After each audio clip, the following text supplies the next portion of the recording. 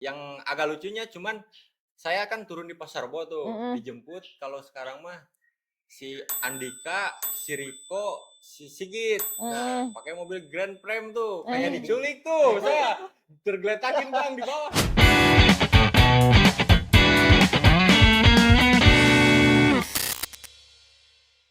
Halo, selamat sore teman-teman semuanya. Baik lagi di obrolan tidak penting. Seperti tagline yang sering kita dengar. Apa Mas?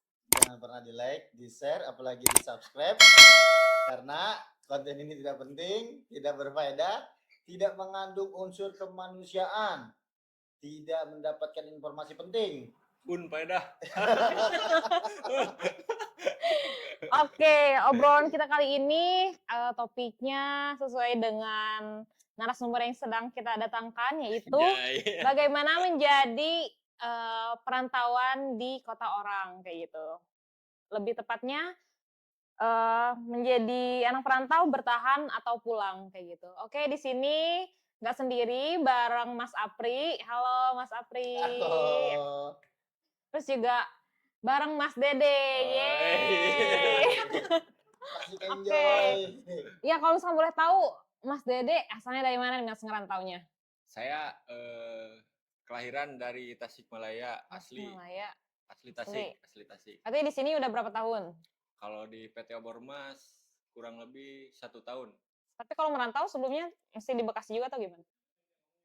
Bekasi, Cikarang, Tangerang, Kerawang dari mulai tahun 2020. Oh, oke. Berarti lumayan udah ada 5 tahun lah ya Mas merantau. Nah, kalau Mas Apri kalau boleh tahu dari mana nih Mas merantaunya? Saya dari Jogja. Dari Jogja. Terus? Merantau ke sini tahun 2016. Tua banget ya. Jangan dah. Pokoknya udah kemana aja lah. Oke. Masih tanah Jawa sih. Iya, oke. Kalau sekarang berarti di mana Mas? Sekarang di PT Obormas. Iya, kok tinggalnya di Bekasi Timur. Bekasi Timur, oke. Perbatasan sama Tambun dia. Oke. Kan kalau misalkan terkait perantauan, hal yang identik itu mungkin hal yang ditakutkan ketika merantau nih. Mungkin Mas Dede dulu, pertama kali apa sih Mas waktu merantau ke wilayah sini kayak gitu? Ya takut lah. Pertama takut lapar, bener kan? Betul. Karena jauh dari orang tua, benar, jauh dari saudara. Betul. Itu yang paling ditakutkan. Ya selebihnya sih udah gitu cukup. Yang ditakutkan. Oke, dari Mas gimana? Yang pertama sih rasa takut itu nggak ada ya. Maksudnya dibilang nggak ada bukan gimana ya. Maksudnya takut ada cuman nggak menjadi ke-trigger. Tetap merantau. Hal yang paling takutin itu adalah mencari pekerjaan sih. Khawatirnya kita jauh-jauh dari rumah, dari kampung. Niat hati mau ke kota atau ke ibu kota biar sukses, ya kan, dengan mencari pengalaman baru, pekerjaan baru. Tapi apalah daya karena begitu padat, itu yang bikin kita jadi stuck. Itu sih bikin khawatir, bikin takut aja sih. Takut nggak dapat pekerjaan lah intinya. Itu. Tapi pada akhirnya kan dapat juga ya Mas. Alhamdulillah. Berarti salah satu tujuannya waktu itu tuntutan dan dorongan dari keluarga atau keinginan dari diri sendiri untuk merantau? Yang pertama itu kebutuhan ya. Kebutuhan artinya tuntutan dari keluarga lah gitu kan, untuk mencukupi. Karena kan saya punya adik 7. Adik saya 7. Gila, banyak banget ya? Saya anak pertama. Wow. Dari 8 bersaudara kan. Jadi kayak beban. Gitu. Saya kan anak bikin contoh lah gitu. Iya, benar-benar. Ya sih, itu aja sih, lebih bantu tuntutan kebutuhan. Kalau dari Mas Dede gimana? Apanya nih? Tujuan dari merantau sendiri, dorongan kah atau kebutuhan, tuntutan keluarga atau kayak gimana? Ya dari inisiatif sendirilah. Lebih ke karena kita kan anak muda ya. Betul. Lebih ke pengen mencari inspirasi, pengalaman, gitu, motivasi gitu. Soalnya kita kan langkahnya masih panjang kan. Jadi buat nyari pengalaman aja. gitu. Oke, berarti sekarang udah jalan setahun lah ya Mas, Ya. misal di Obermas ini, tapi Ya. mungkin kalau merantau udah lebih dari setahun ya. Tapi Mas kan tadi yang hal takutin pertama lapar sama mungkin atau kebingungan gitu, kangen sama keluarga juga. Nah, Ya. setelah setahun ini masih ada hal yang dirasa kayaknya ada momen-momen berat setelah merantau apa gitu Mas? Kalau untuk sekarang udah pikiran hal kayak gitu tuh udah hilang. Udah hilang ya. Karena kenapa? Karena saya kerja di PT di Obermas itu makannya udah siap, tidurnya udah siap, ya kan? Jadi Obermas enak. terbaik. Yang pokoknya. penting tinggal ikutin aturan SOP perusahaan, kerja udah gitu, aman. Oke, kalau dari Mas gimana? Setelah jalan beberapa tahun, hal yang mungkin sekarang jadi berat, momen berat ketika merantau apa? Beratnya itu sebenarnya masih memposisikan diri ya, maksudnya masih ngerasa kayak kurang loyalitas kepada perusahaan.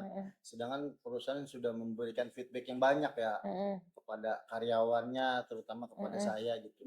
Ya mungkin yang diberikan nggak bakal bisa kita sebutkan satu persatu ya, karena begitu banyak lah ya kan, baik dari hak kita ya kan, kewajiban kita semua terpenuhi. Contoh tadi yang Mas Dede bilang kayak kita sehari makan dapat 2 kali, mes udah ditanggung, jadi kita cuma bawa badan doang lah intinya sama bawa pakaian. Selebihnya ya kita harus mengikuti SOP-nya aja sih. Oke, mungkin ini juga pengen tahu ada momen lucu gak sih Mas selama merantau ini yang mungkin jadi hal yang nggak terlupakan juga gitu? Entah misalkan waktu awal-awal kesini sempat salah naik bis atau kayak gimana, sempat ada momen lucu gitu gak Mas waktu merantau? Apa ya? Kalau di sini sih enggak sih. Dulu sih pertama saya kerja di sini tuh iseng ya. Iya.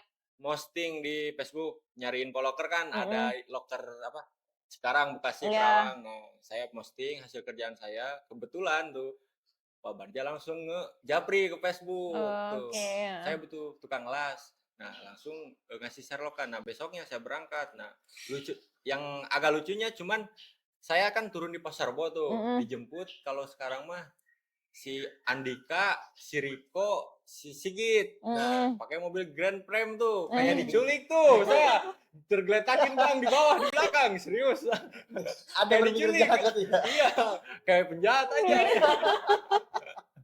Ternyata diculik kalau itu malah dijemput diculik, sama mereka ya. Emang dulu kan namanya PT ya, PT mana ya PT? Iya. Kok di bawahnya kayak ke perumahan gitu, Iya. kayak kan banyak penipuan, takutnya kayak gitu. Oh, jadi waktu itu sempat khawatir juga. Sempet. Cuma kan modal nekat kan, sebelum itu saya sempat buka usaha juga kan di kampung. Sebelum kesini tuh saya di kampung dulu usaha. Cuman ya gara-gara saya emosionalnya gak kontrol, gak stabil, udah hancur. Sampai sekarang ya kerja lagi di telunjuk orang. Oke, lucu-lucu itu kayak dikira mau diculik. Dari Mas Apri gimana? Saya ya. Momen lucu mungkin banyak ya Mas. Mungkin salah satunya boleh.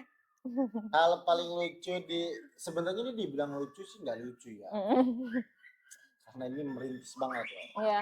Dimana titik awal, bisa dibilang titik awal perusahaan lah. Perusahaan ini ngebangun lah. Dimana kita berbasis kontraktor, perusahaan Obermas itu kan kita sampai ada satu titik itu kita hampir kurang lebih 1 tahun.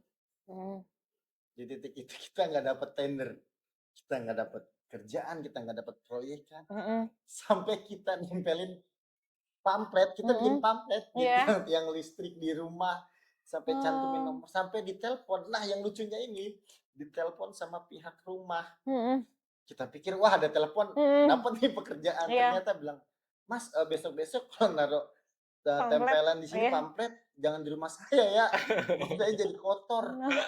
Ya itu dibilang lucu ya, lucu sedih juga kan, karena banyak faktor gitu kan. Yang dibilang itu bisa lucu ya lucu, sedih ya sedih gitu kan. Karena ngerasa banget di mana titik tuh wah benar-benar, maksudnya kan kalau sekarang kan manajemen berarti alhamdulillah lah ya kan, sudah kita megang senasional ya kan. Alhamdulillah banget. Pokoknya itulah titiknya kalau menurut saya. Oh, iya. Lucu sekaligus sedih ya, tapi alhamdulillah ternyata sudah melewati masa-masa Ada itu mah jadi hikmahnya. kenangan juga ya. Betul, itu yang akan bisa kita ceritakan kepada anak-anak kita nanti. Bahwasanya jangan pernah kita putus semangat, apalagi kita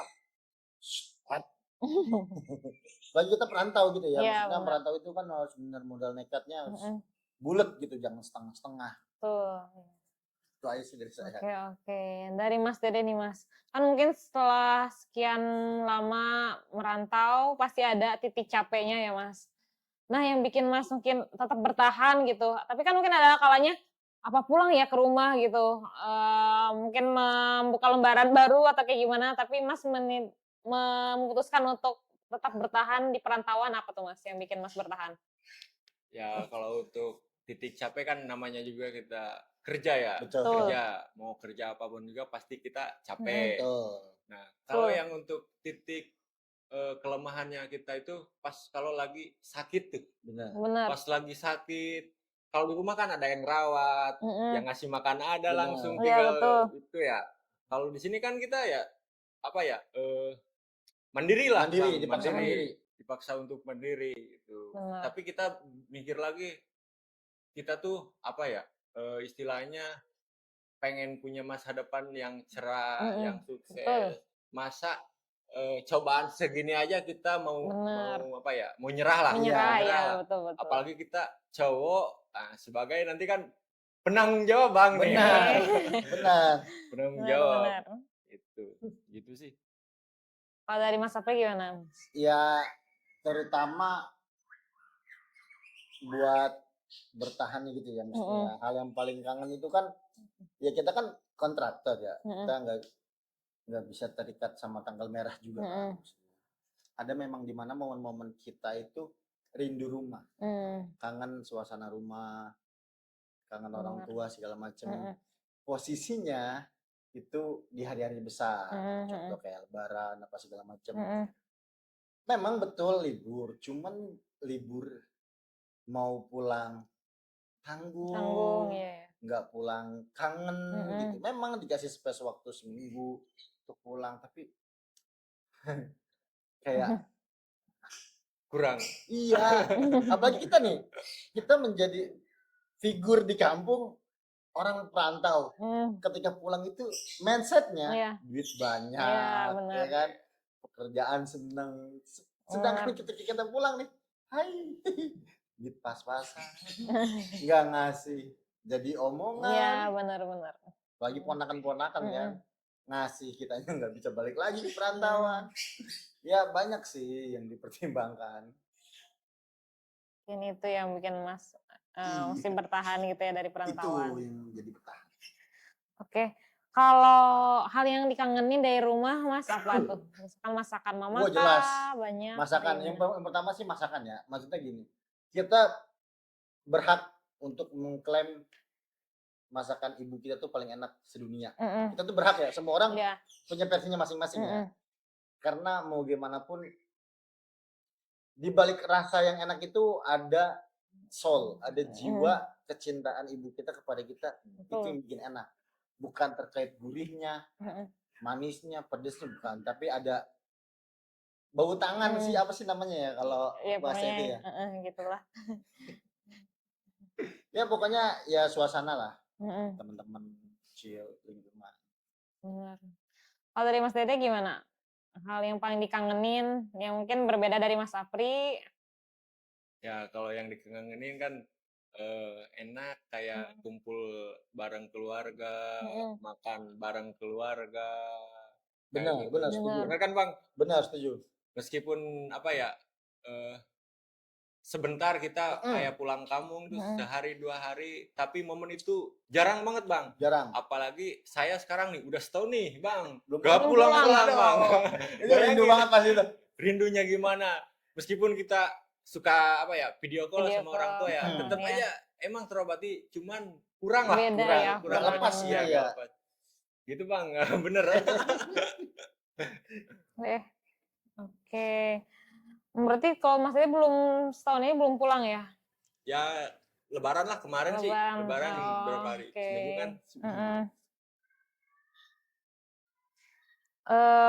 Lebih berat mana Mas? Bertahan di perantauan atau kangen rumah?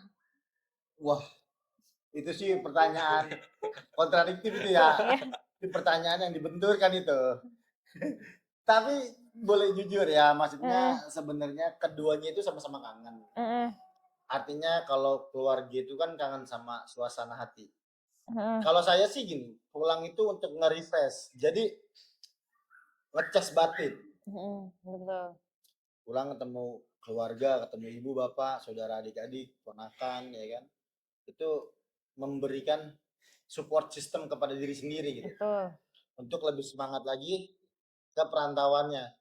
Tapi kalau dibilang untuk bertahan di perantauan juga kan itu pikirannya tentang ekonomi sih. Kalau kita pulang budget sih kita bentroknya dengan budget paling. Kecuali ada momen tertentu kita pulang dengan rasa senang. THR, reward, sama salary itu turun semua tuh. Nah itu udah pasti pulang. Itu udah pasti pulang ya udah kayak senang, gitu.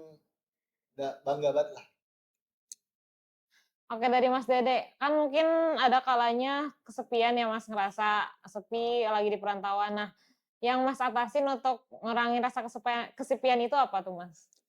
Ya kalau untuk merasa kayak gitu ya, apa ya? Kita solusinya ya main ke cewek sih. Main ke cewek, Bang. Lurusin nih, maksudnya main ke cewek jajan nih atau enggak? Bang. Enggak kan? Lurusin nih. Kan banyak saksi juga. Si Bal, tahu kan cewek gua tuh suka kesini kan? Nyamperin gua, Bang. Kemarin aja nih nyamperin gua. Gitu. Jadi otak kita tuh yang tadinya kangen pengen pulang kampung, seenggaknya lah ada tribulan. Itu ya. Udah, Mbak, gitu, Mbak. Oke, kalau dari Mas Sapri gimana? Mas mungkin punya cara lain? Untuk itu sih saya menyibukkan diri sendiri ya, artinya bergabung sosialisasi ya. Karena kan di sini kan kita banyak ya karyawan dan kita bikin planning aja sih, agenda-agenda planning yang mingguan itu harus terlaksana. Contoh kegiatan futsal, badminton, biliar, itu kan setidaknya meredam rasa kesepian kita, rasa rindu kita kepada keluarga dengan adanya aktivitas kita sama teman-teman. Itu aja sih menurut saya. Oke. Ini mungkin udah mau menjelang penutup juga, pengen tahu dong mungkin dari Mas Dede dulu deh. Apa nih? Kan mungkin ada orang yang mau memutuskan untuk melakukan merantau tapi takut. Ada yang mungkin mau mulai melangkah, memutuskan untuk merantau mesti belum berani kayak gitu. Mungkin dari Mas ada pesan yang perlu disampaikan ke mereka yang nonton yang masih bingung, takut untuk memutuskan merantau dari rumahnya kayak gitu ke kota orang kayak gitu. Gini, jadi khususnya untuk teman-teman yang baru keluar sekolah nih. Baru keluar sekolah, fresh graduate ya. Iya. Kalau berpikir kayak gitu kita sih apa ya? Jadi mumpung masih muda tuh kita pikirannya harus dibanyakin pengalaman nih, harus berani, harus gentle. Terus apa ya? Jadi merasanya takut melangkah untuk merantau tuh hanya di awalan doang. Sebulan, 2 bulan, 3 bulan lah paling lama tuh sedih, emang kayak gak nyaman tuh. Karena apa ya, belum terbiasa, belum beradaptasi dengan lingkungan perantauan gimana gitu. Nah, kalau udah 1 bulan, 2 bulan, 3 bulan tuh udah kayak di kampung sendiri aja gitu. Itu yang saya alamin sih, Bang. Betul. Kayak gitu. Gitu sih. Gitu. Pokoknya cari banyak pengalaman, ngelihatnya ke depan gitu ya Mas, kayak gitu. Oke, dari Mas Sapri mungkin? Kalau untuk saya, untuk teman-teman yang sekiranya mau merantau, yang pertama pastiin mental tekad kalian tuh harus benar yakin, bulat. Karena gini, mungkin merantau kalian nggak seindah kita atau belum tentu seindah kita, kan orang punya kehidupan jalannya masing-masing ya. Nah di situ kalian harus benar-benar menyiapkan resikonya. Kayak kalian ke perantauan jauh-jauh, dari perantauan bawa ongkos sampai ke kota, nanti nggak dapat pekerjaan dengan jangka waktu sekian bulan atau sekian tahun. Nah, itu kalian harus perlu pikirkan matang-matang. Maksudnya bukan hanya sekedar teori, tapi kalian juga harus benar-benar siapkan mental, tekad, dan apapun itu ya. Pasang badan lah. Karena di perantauan itu nggak seenak kayak di kampung. Di perantau tuh senggol dikit, udah pusing nggak ada pokoknya. Oke, mungkin itu jadi pernyataan penutup dari Mas Apri dan juga Mas Dede, kurang lebih memberikan sedikit ceritanya bagaimana pengalamannya dalam merantau di Bekasi ini kali ya, kayak gitu. Oke, makasih banyak Mas Dede untuk waktunya, makasih banyak juga Mas Apri atas waktu dan sudut pandangnya. Semoga untuk yang nonton ada hal penting, ada mungkin solusi baru setelah menonton ini, yang awalnya mungkin takut untuk merantau tapi lebih berani lagi karena tadi udah disampaikan juga ya kira-kira apa yang perlu dipersiapkan ketika kita untuk memutuskan untuk merantau kayak gitu. Oke, makasih banyak teman-teman untuk waktunya. Dadah. Dadah.